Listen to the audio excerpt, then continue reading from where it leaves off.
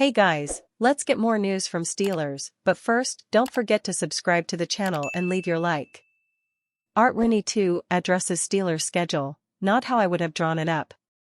The Pittsburgh Steelers have the third toughest schedule in the NFL based on 2023 win totals and the hardest schedule based on projected win totals for 2024, according to Sharp Football Analysis.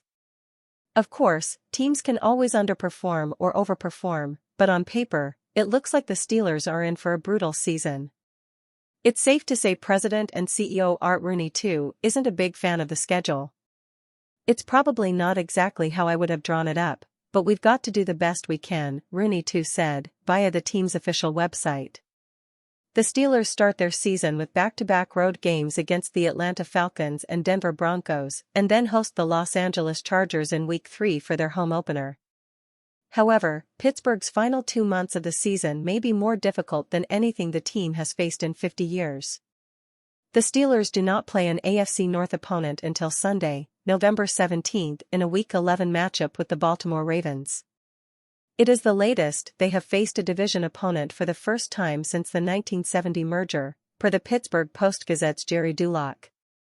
6 of Pittsburgh's final 8 games are within the AFC North, and the team's 2 non-divisional opponents during the stretch are the Philadelphia Eagles, Week 15, and Kansas City Chiefs, Week 17.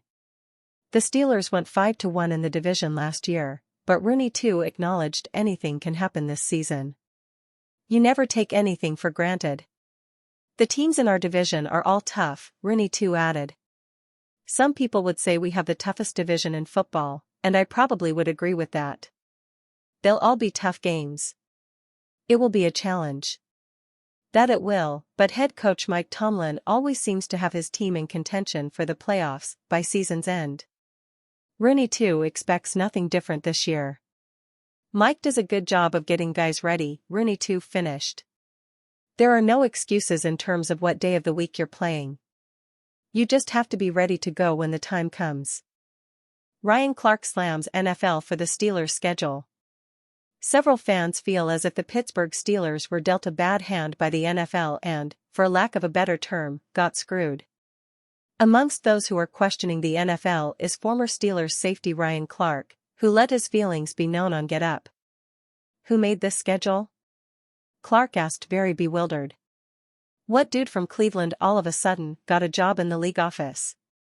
To think you have to play the Ravens twice, the Bengals, the Cleveland Browns, and then the Eagles and the Chiefs?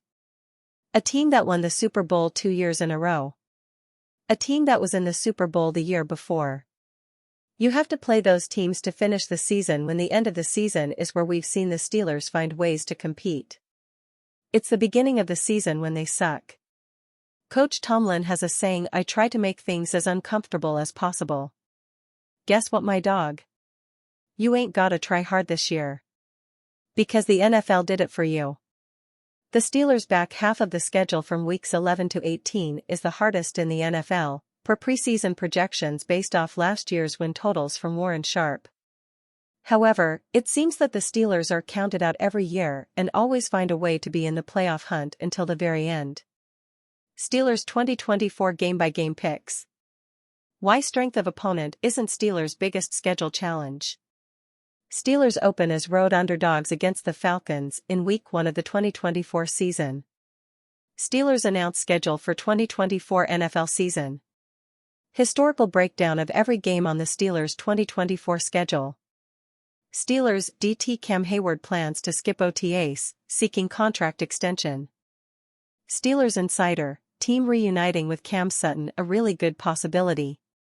The Pittsburgh Steelers could bolster their secondary in a reunion with cornerback Cam Sutton, according to a Steelers Insider. In a May 8 appearance on 93.7 The Fan, the Pittsburgh Post-Gazette's Ray Fittipaldo said it's a really good possibility that Sutton returns to Pittsburgh. Sutton spent 6 seasons with the Steelers. He became a free agent after the 2022 season and signed with the Detroit Lions. The Lions cut Sutton on March 21 after police issued a warrant for his arrest on charges of felony domestic violence.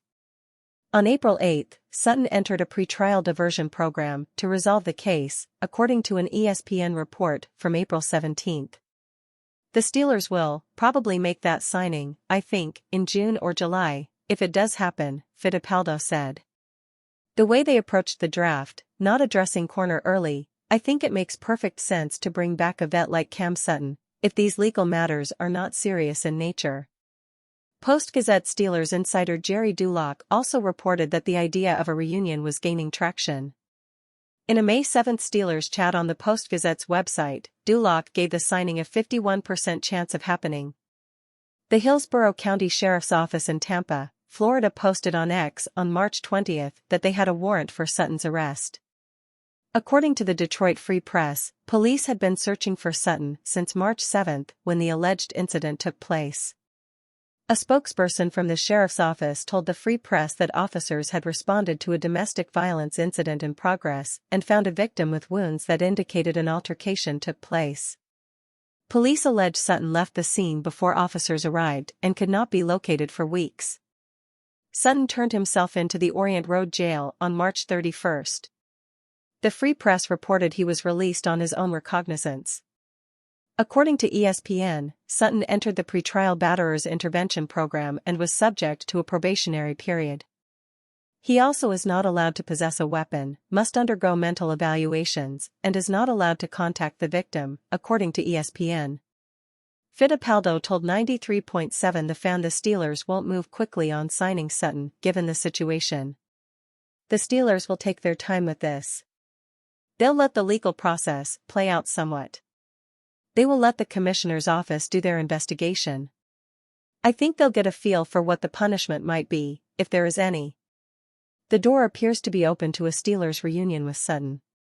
On April 27, Dulac reported Steelers general manager Omar Khan and head coach Mike Tomlin met with Sutton the previous week. Khan confirmed the meeting in a May 1 appearance on the WDVE morning show.